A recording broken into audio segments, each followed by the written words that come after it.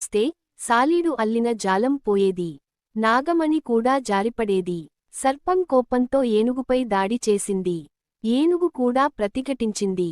ఈ సంఘర్షణలో ముగ్గురూ ప్రాణాలు కోల్పోయారు. శివుడి ప్రత్యక్షం. ఆ సమయంలో పరమశివుడు ప్రత్యక్షమై ఇలా అన్నాడని పురాణం చెబుతుంది.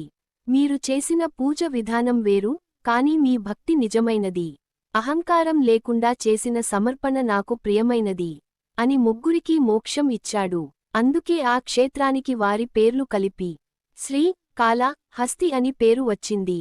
క్షేత్ర రహస్యం: వాయులింగం.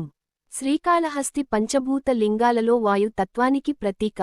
భక్తులు చెప్పే విశేషం ఏమిటంటే, గర్భగుడిలో గాలి రాని స్థలం అయినా దీపం జ్యోతి స్వల్పంగా కదులుతూ ఉంటుంది. దీన్ని వాయులింగ ప్రభావంగా భావిస్తారు. మరో విశ్వాసం: ఈ క్షేత్రంలో రాహు, కేతు పూజ ప్రత్యేకం. గ్రహ దోషాలు, అడ్డంకులు తొలగుతాయని చాలా మంది నమ్మకం. కథ యొక్క భావం: భక్తి రూపం కాదు, మనసు ముఖ్యం.